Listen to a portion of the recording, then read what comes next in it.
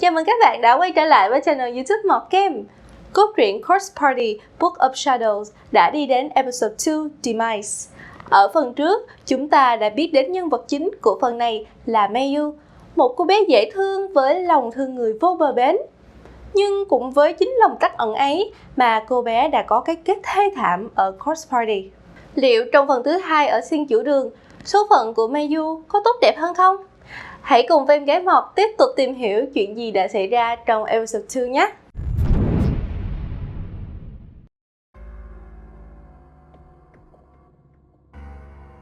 Ôi, 大丈夫か？ここにいたらダメ。ここは本当に私はとっくにここで死んでいます。私は大事な人を探しにここに来ました。 Ở phần trước, chúng ta đã theo chân Ma Dư và khám phá ra những bí mật rợn người của các xác chết rải rác quanh trường học. Đang đi, bỗng một giọng nói quen thuộc vang lên. Suzumoto ka? Chính là Yoshiki Kishinuma. Ma Dư mừng rỡ khi cuối cùng cũng gặp lại một người bạn trong nhóm. Cô lập tức hỏi chuyện thì được Yoshiki cho hay rằng cậu cũng vừa mới lạc mất Ayumi sau vụ động đất. Cậu và Ayumi đã ở cùng nhau từ lúc cả bọn bị chuyển tới Thiên Chủ Đường. Nhưng khi cơn động đất xảy đến, Ayumi tự dưng la hét ầm ĩ rồi bỏ chạy. Ma Dư cảm thấy lo lắng. Ayumi là người có sức mạnh kết nối tâm linh lớn nhất trong cả bọn, nên cô đoán rằng Ayumi có thể bị ảnh hưởng. Đến đoạn này, người chơi sẽ bắt đầu được chuyển sang góc nhìn của Yoshiki và Ayumi qua lời kể của Yoshiki. Trước khi vụ động đất xảy ra, cả hai đang đi do thám khu vực bên dưới cùng. Yoshiki xung phong ra kiểm tra hồ bơi dưới trời mưa lớn để phát hiện rằng có gì đó ở phía dưới hồ, nhưng cậu ta không tài nào làm nước trút xuống được. Hai người xem xét khu vực phòng tủ khóa và tìm thấy một thanh kim loại trên chỗ những vòi sen. Yoshiki và Ayumi dùng thanh kim loại nhỏ này để mở khóa cửa phòng lớp 4A bị kẹt ở tầng 1. Vừa bước vào căn phòng, Yoshiki đã cảm thấy nơi này rất kỳ lạ, không giống bất kỳ căn phòng học nào họ từng thấy trước đó. Còn Ayumi bất chợt run rẩy, cô lờ mờ nhận ra căn phòng này quen thuộc và những việc này dường như đã từng xảy ra. Cô nói với Yoshiki rằng họ sẽ gặp linh hồn một bé trai trong nơi này, và vừa dứt lời, một hồn ma trẻ con xuất hiện trong góc tường phía sau lưng Ayumi. Yoshiki muốn kiểm tra một vòng xoay đáng ngờ trong phòng, nhưng Ayumi nhất quyết bảo cả hai phải rời đi, không được đến gần đứa bé kia. Yoshiki hứa sẽ không nhìn vào mắt đứa bé, còn nói thêm nếu mình có mệnh hệ gì thì Ayumi hãy chạy đi. Sau khi tác động lên vòng xoay dây giữa phòng, một lối đi bí mật được mở ra ở hành lang đằng sau phòng lớp 5A. Ayumi cảm thấy nghi ngờ và nguy hiểm, không muốn vào, nhưng vì Yoshiki khăng khăng muốn vào, thậm chí có thể vào một mình để Ayumi bên ngoài. Không thể cản được bạn mình, Ayumi đành chấp nhận vào chung. Căn phòng trong lối đi bí mật ấy trông rất đáng ngờ. Giữa khuôn viên các lớp học thì căn phòng này giống như một căn hộ nhỏ, có lò sưởi và cả tivi. Yoshiki cảm thấy rợn người vì trong này không có điện, nhưng vừa nãy cậu có nghe được tiếng tivi vang vọng trên hành lang. Trong căn phòng, hai người tìm thấy một chiếc hộp nhỏ được tràm trổ xinh đẹp. Yoshiki nhận ra hoa văn trên chiếc hộp đã rất cũ, nhưng chắc chắn nó từng rất đắt tiền. Cậu lắc lắc cái hộp và nghe bên trong có thứ gì đó lợp cộp. Cậu quyết định mang nó theo. Cả hai sắp đi khỏi căn phòng thì đột nhiên có tiếng động lạ trong chiếc tủ ở góc phòng.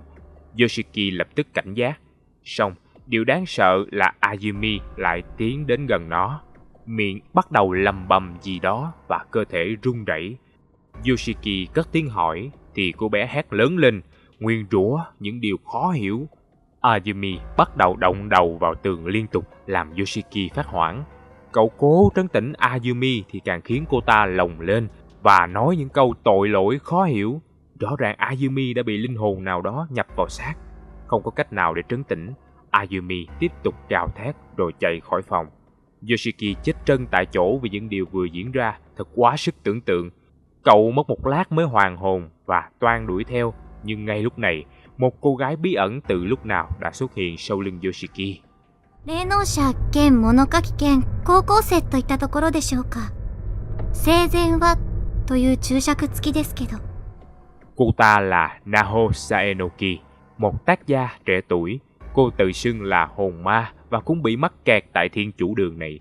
Naho dần giải thích cho Yoshiki hiểu rằng Ayumi có một thiên phú rất mạnh mẽ. Nó giống như khả năng ngoại cảm khi có thể bắt được những mảnh vỡ suy nghĩ từ các linh hồn, chuyển hóa nó vào cơ thể, giống như những thầy cúng nhập hồn hay nữ tu. Naho còn nói rõ những thứ đó không phải linh hồn mà chỉ là mảnh ký ức còn vương lại trên trần thế. Và khả năng đó của Ayumi có thể sẽ rất có ích để giúp cả bọn thoát khỏi thiên chủ đường nếu cô bé biết cách điều khiển nó. Yoshiki ngỏ lời muốn nhờ Naho cùng đi cùng để giúp cậu và Ayumi, nhưng cô gái ấy bảo rằng mình đã làm tất cả những gì có thể, phần còn lại phụ thuộc vào hai người. Thế rồi cô ta biến mất. Một trận động đất khác kéo đến và sau đó Yoshiki gặp lại Mayu trên hành lang. Cả hai bắt đầu đi tìm những người còn lại. Mayu giờ mới dám thổ lộ là thực ra mình muốn đi vệ sinh, nhưng vì nãy giờ ở một mình nên không dám đi. Thế là Yoshiki đành phải hộ tống cô bạn lên phòng vệ sinh nữ ở tầng trên. Nếu bạn còn ngờ ngợ thì đây chính là chỗ xảy ra chuyện của Seiko và Naomi ở episode 1. Mayu dưới sự canh gác của Yoshiki cuối cùng cũng đã có thể giải quyết nỗi buồn. Khi cô bé chỉnh trang lại quần áo để ra ngoài, bất giác Mayu nhìn thấy trên bụng mình có một dấu vết kỳ lạ. Mayu không nhớ mình có té hay va đập vào chỗ nào để có vết như thế trên bụng. Khi nhìn kỹ hơn, cái vết đó không bình thường, mà trông như một mạng nhện đỏ bầm lan ra khắp ổ bụng từ rốn của cô. Quá sợ hãi, Mayu vội ra ngoài và không nói gì về những dấu vết đó với Yoshiki. Tiếp theo, hai người cố gắng sục sạo khắp các tầng mong tìm thấy dấu vết của Ayumi và nếu may mắn là cả manh mối của Sakutaro Morishige. Đáng tiếc, họ chẳng tìm được gì cả. Lang thang thật lâu, hai người đến được phòng tủ khóa thì nghe có tiếng động bên trong. Cảnh giác bước vào trong, Mayu và Yoshiki bắt gặp một cô bé đang bị bắt trói trên sàn.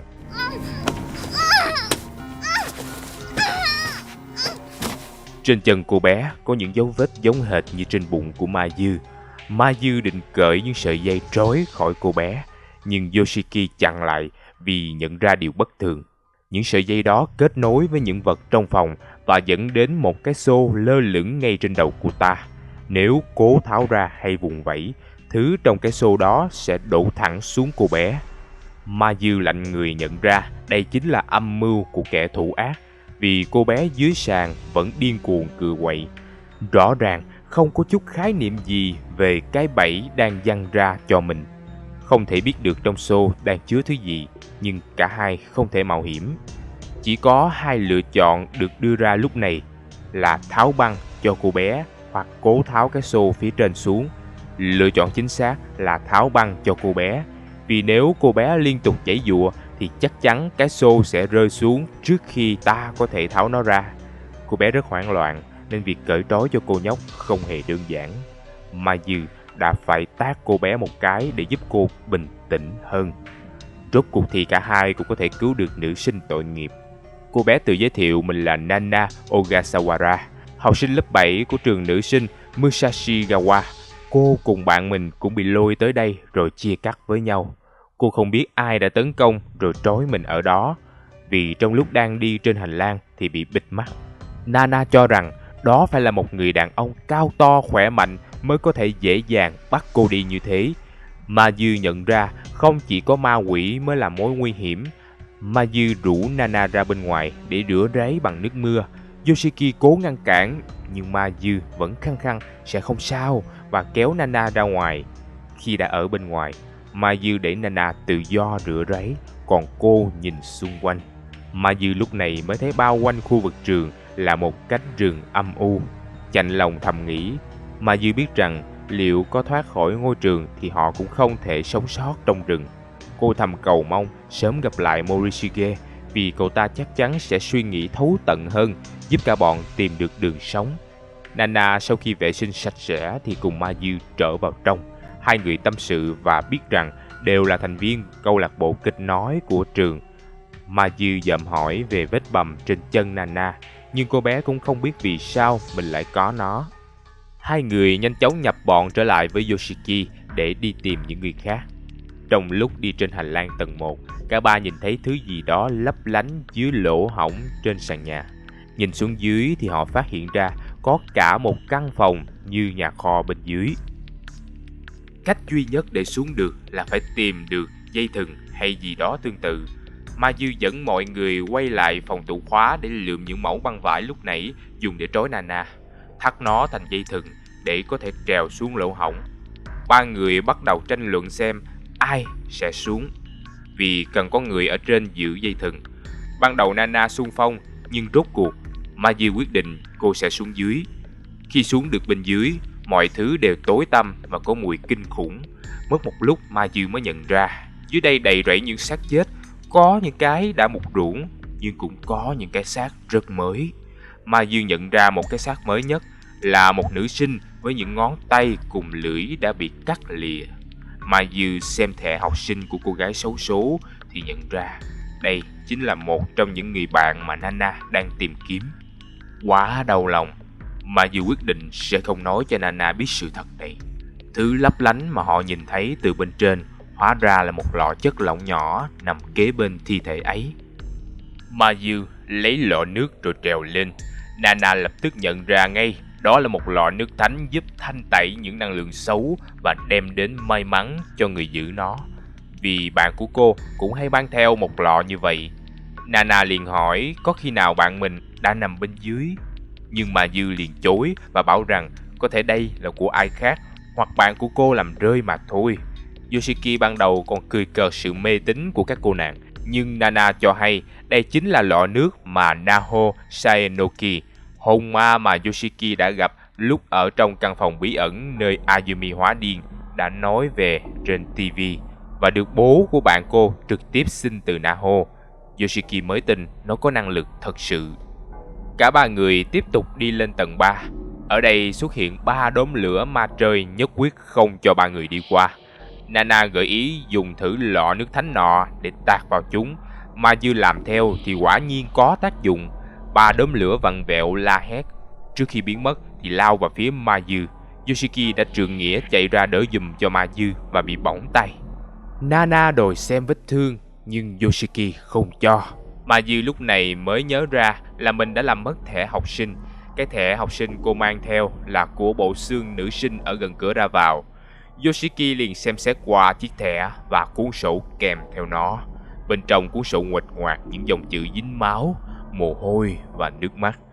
Yoshiki nhận ra hình vẽ một cái hộp cùng những lời trăn trối của ai đó về việc Ayaka sẽ giết Ao và chủ nhân dòng chữ phải giấu Ao đi trong cái hộp.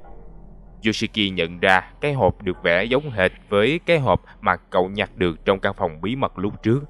Nhưng chiếc hộp đang bị khóa. Ma Dư mới sực nhớ đến chiếc chìa khóa mà cô bé đã nhặt được trên bàn giáo viên trong phòng học. Cô lấy thử nó, tra vào lỗ khóa và xoay nhẹ.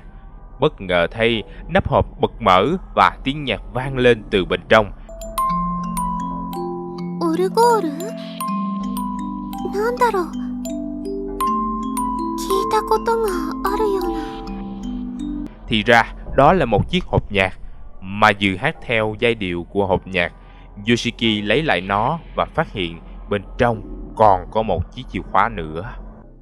Ba người cùng đi lên tầng 3 và đến chỗ phòng thư viện.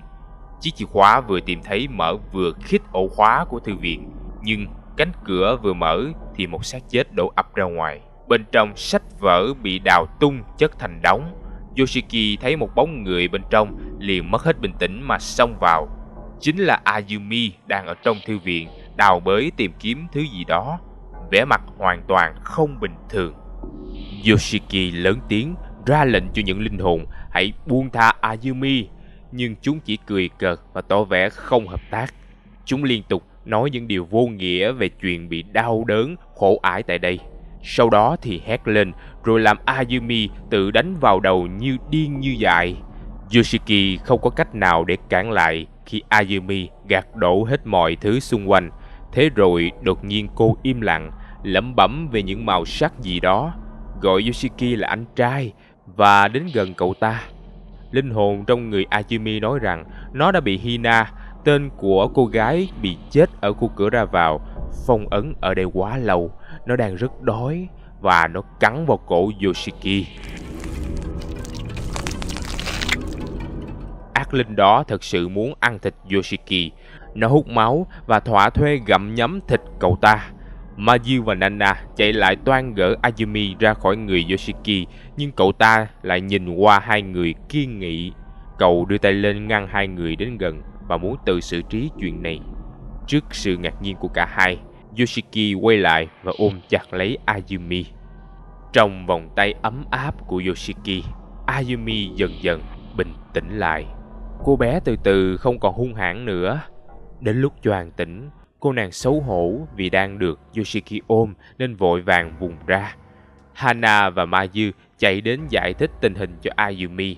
Cô hiểu rằng mình đang bị thiên chủ đường ảnh hưởng quá nhiều. Để kết thúc tất cả thì phải hiểu được chuyện gì đang diễn ra ở đây. Chỉ có cách đó họ mới tìm được bạn bè và an toàn thoát ra ngoài. Ayumi gợi ý cả bọn bắt đầu tìm manh mối ngay tại phòng thư viện này vì đây là nơi có nhiều tư liệu nhất. Họ tìm thấy trong thư viện một quyển sổ to, dày, chứa đầy những bài báo và hình ảnh tổng hợp về loạt án mạng chấn động xảy ra vào 30 năm trước. Bài báo có đề cập tới vụ sát hại tàn nhẫn 3 đứa trẻ tại trường học, với nghi phạm là một trong những nhân viên ở trường. Xác của 3 đứa bé được tìm thấy ở tầng hầm, và chỉ có một nạn nhân duy nhất sống sót, tên Sachiko Shinozaki.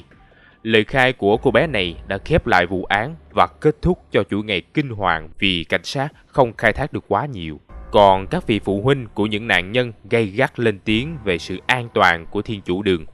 Khi Mayu lật sang trang tiếp theo, có hình ảnh của toàn bộ những nạn nhân trong vụ án. Cảm giác sợ hãi liền xâm chiếm cô bé vì cô nhận ra toàn bộ những người đó. Mayu thoáng cảm thấy thương cảm cho linh hồn những đứa trẻ khi suy cho cùng, chúng cũng chỉ là nạn nhân bị mắc kẹt ở đây. Ayumi liền đập tan suy nghĩ đó. Theo cô thì việc thông cảm cho chúng thật sự rất nguy hiểm vì hiện tại chúng đã có chủ đích trả thù và làm hại những người đang còn sống. Họ tìm hiểu thêm nữa thì biết được thủ phạm là một giáo viên từng làm việc ở thiên chủ đường. Hắn ta đã bị bắt và có dấu hiệu tâm thần nên được theo dõi nghiêm ngặt. Tuy nhiên sau đó hắn ta lại bỏ trốn. Khi cảnh sát truy nã thì phát hiện hắn đã treo cổ tại một phòng trong thiên chủ đường. Ayumi lấy làm lạ vì không có bất kỳ thông tin hay phát biểu nào từ phía gia đình đứa trẻ còn sống sót, trong khi những bài báo ngập tràn lời của gia đình các nạn nhân đã chết. Không dừng lại ở đó, càng lật dở cuốn sổ, cả bọn tìm thấy phía sau lại rất nhiều bài viết nghiên cứu về các hiện tượng tâm thần học, thư từ cộng đồng chơi pháp thuật hay những tiểu thuyết bí ẩn. Hóa ra, đây không phải là sách trong thư viện mà là khảo cứu của Kou Nibiki, người mà theo hiểu biết của Ayumi chính là sư phụ của Naho Saenoki và là một nhà báo. Cả bọn phỏng đoán có thể người đó cũng đang mắc kẹt ở đây. Sau khi đã tìm hiểu xong, cũng vừa đến lúc cả bọn mệt nhoài. Họ quyết định đi tìm một chỗ an toàn để tạm nghỉ ngơi. Vừa ngồi xuống thì Yoshiki và Ayumi đã thiếp ngủ ngay. Nana và Mayu thì không ngủ được. Hai người đã ngồi tâm sự với nhau. Mayu thổ lộ về chuyện muốn nhanh chóng gặp lại Morishige vì cậu ấy là người vô cùng quan trọng với cô. Nana khuyên nhủ và lạc quan về việc tất cả bọn họ rồi cũng sẽ thoát được khỏi nơi này. Mayu cũng chợt nhận ra vết bầm dưới chân Nana đang thẫm lại. Ban đầu nó chỉ hồng hồng, giờ thì lại tím như màu quả nho. Nana không hề biết vì sao mình bị như thế, nhưng Mayu cố trấn tĩnh cô bé và chứng minh rằng đó là hiện tượng tự nhiên khi vết bầm chuyển màu theo thời gian.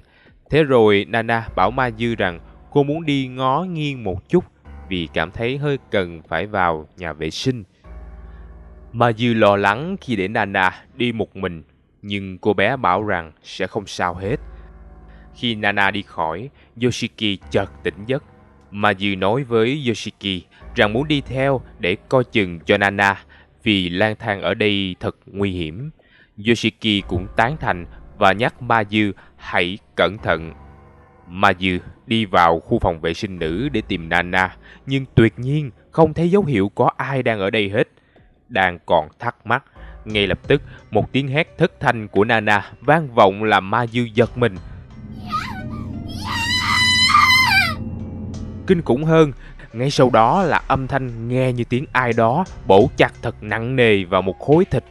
Kéo theo sau, Nana lại gào khóc thảm thiết hơn. Thế rồi, trước tất cả sự kinh hoàng và khiếp sợ của Ma Dư, Nana xuất hiện nơi cánh cửa, nhưng đã không còn nguyên vẹn. Nửa thân dưới của Nana từ đùi trở xuống đã biến mất. Trước mắt Ma Dư lúc này là nửa thân trên của cô bé đang trườn bò trên mặt đất, khóc lóc rên xiết, máu bê bết ong ong tuôn ra từ chỗ bị chặt đứt.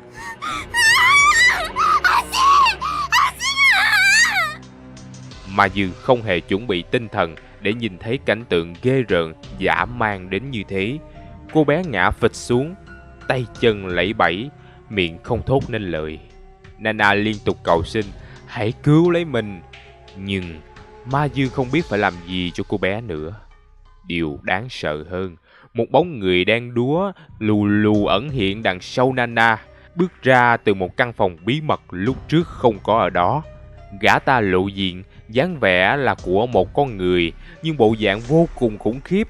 Hắn lập tức đến gần và lôi Nana trở lại căn phòng của hắn, mặc cho cô bé la hét tuyệt vọng. Nana liên tục gào khóc van xin Ma Dư hãy cứu mình, nhưng chính Ma Dư cũng quá kinh hãi để làm bất cứ gì. Cô ngồi chết trân trên đất cho đến khi Nana biến mất hẳn và trên sàn chỉ còn những vệt máu. Bằng chút can đảm và sức lực còn lại, Ma Dư đứng dậy chạy về hướng căn phòng Nana bị lôi vào, nhưng tuyệt nhiên cô không tìm thấy gì cả, ngoài tiếng la hét điên dại của Nana và những âm thanh da thịt bị đập nát rợn người.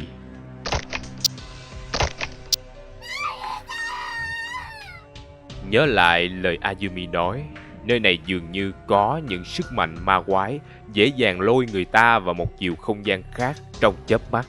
Ma Dư vẫn có thể nghe thấy tiếng Nana gọi tên mình. Quá kinh hãi, Ma Dư bỏ chạy về chỗ của Yoshiki và Ayumi. Cô bé ngẫm lại thì Nana bị chặt đứt chân ngay vị trí những dấu vết bầm kỳ lạ kia xuất hiện. Không thể ngăn được dòng suy tưởng, Ma Dư run rẩy nhớ đến dấu vết trên bụng mình. Cô lấy chiếc gương tay, vạch áo lên và soi vào bụng. Không ngoài dự đoán, vết bầm đã đậm màu hơn, lan rộng ra và trông như một sinh vật đang trỗi dậy từ dưới da thịt của Ma Dư. Cô bé nức nở tự trấn tĩnh mình rằng đó chỉ là vết bầm nhỏ, rồi nó sẽ mau chóng biến mất mà thôi. Nhưng không đơn giản như vậy, vì Ma Dư bất giác nhìn thấy trên mặt mình cũng bắt đầu xuất hiện một vết bầm tương tự. Cô cố lau đi, nhưng rõ ràng nó không phải là một vết bầm. Ma Dư bắt đầu mất bình tĩnh và lớn tiếng khóc lóc. Yoshiki và Ayumi lúc này bị sự ồn ào của Ma Dư đánh động. Họ chạy tới để xem bạn mình có bị gì hay không. Ma Dư không hề muốn hai người bạn kia phát hiện ra những dấu vết kỳ lạ trên cơ thể mình. Cô chối rồi bỏ chạy trước sự ngỡ ngàng của hai người kia. Sự sợ hãi dường như làm Ma Dư mất sáng suốt. Cô chỉ chăm chăm nghĩ đến việc làm sao để che giấu những vết bầm kia. Cô nhớ mình có kem trang điểm để trong túi ở phòng y tế. Thế là Ma Dư chăm chăm chạy tới phòng y tế, dù đó là nơi ngay từ đầu cô thừa biết sẽ gây nguy hiểm cho mình. Sau khi trang điểm che hết vết trên mặt, Ma Dư thở phào nhẹ nhõm và định bước ra thì phát hiện cửa đã khóa từ khi nào. Cánh cửa đã bị bao chặt lại bởi những sợi màu đen, trông như tóc người. Ma Dư hiểu ngay rằng mình đã bị sập bẫy. Cô lập tức cảm nhận được trong phòng còn có sự hiện diện ma quái của những thứ khác. Chậm chậm quay lại, Ma Dư bắt gặp ngay một cô bé tóc dài màu đen, mặc chiếc váy đỏ với nước da trắng bệch như sứ. Phải, chính là Sachiko. Chính là đứa bé sống sót mà cô đã nhìn thấy trên tờ báo trong thư viện. Nó đang nhìn cô với đôi mắt độc ác trước khi cất giọng nói. Ta biết tại sao nơi này thiếu sức sống rồi. Chúng ta đang thiếu một tiêu bản người. Ta muốn mổ xẻ một con người. Con bé vừa dứt lời, ba hồn ma quen thuộc liền xuất hiện và khiến Ma Dư hét lên. Ba hồn ma lẩm bẩm và nói rằng rốt cuộc Mayu cũng đã đến chơi với bọn chúng một lần nữa. Mayu cảm thấy trên mặt mình một dòng chất lỏng nóng hổi chảy xuống. Cô cứ ngỡ mình khóc, nhưng hóa ra không phải, là vết bầm mà cô cố che giấu trên má đang bắt đầu nứt toát ra từ bên trong, khiến máu rỉ chảy. Sachiko cười điên loạn thỏa mãn. Nó hả hê và nói cho Mayu biết rằng chính vì cô vùng vẫy muốn thoát khỏi cái chết của mình mà bây giờ cô sẽ phải chết đau đớn hơn gấp ngàn lần. Nếu lần trước cô bị ném vào tường và chết ngay lập tức, thì ở Corpse Party Book of Shadow, Mayu phải chịu cái chết từ từ khi bị xé toạc từ bên trong. Cơn đau cuộn trào. Mayu giở áo lên và biết rằng Sachiko không hề nói dối. Những dấu vết trên bụng cô bắt đầu nứt toát ra, đổ máu.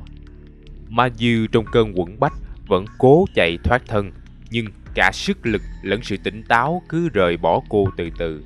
Trước khi kịp nhận ra, cô đã bị ba hồn ma trẻ con bao vây và ngã xuống nền đất. Bọn chúng sục sạo và cắm những ngón tay vào trong cơ thể cô, xé toạc và moi móc nội tạng cô dù cho Mayu có gào khóc. Mayu chỉ biết gọi tên Morishige để cầu cứu, nhưng đáp lại cô là tiếng Sachiko cười man dại. Nó bảo với cô bé rằng không có chuyện ai sẽ cứu cô lúc này, ngay cả Morishige cũng không đến đâu. Thế rồi Mayu dần chết đi. Còn Sachiko ra lệnh cho những hồn ma kia đem những phần xác thịt của Mayu đi trang trí cho thiên chủ đường sống động hơn. Và episode 2 của Corpse Party Book of Shadow cũng khép lại bằng cái chết thê lương của nhân vật chính. Một lần nữa, chúng ta lại chứng kiến sự man rợ của Sachiko trong episode 2. Nếu trong episode 1, Sachiko hành hạ tinh thần Naomi bằng cách cho cô bé niềm tin, rồi lại khiến cô rơi vào tuyệt vọng, thì ở episode 2, sự đau đớn của Mayu lại thiên về mặt thể xác. Dẫu cách thức có khác nhau, nhưng Sachiko vẫn giữ vững quan điểm. Bất kỳ kẻ nào cố gắng tìm cách kháng cự số phận thì đều có kết cục đau đớn gấp nhiều lần. Và nếu bạn tò mò không biết con quỷ nhỏ này sẽ còn những chiêu trò gì với những đứa trẻ tội nghiệp kia, thì hãy đón xem phần 3 trên kênh YouTube Mọt Game nha. Giờ thì đừng quên cho Mọt một like, một subscribe và hẹn gặp lại các bạn.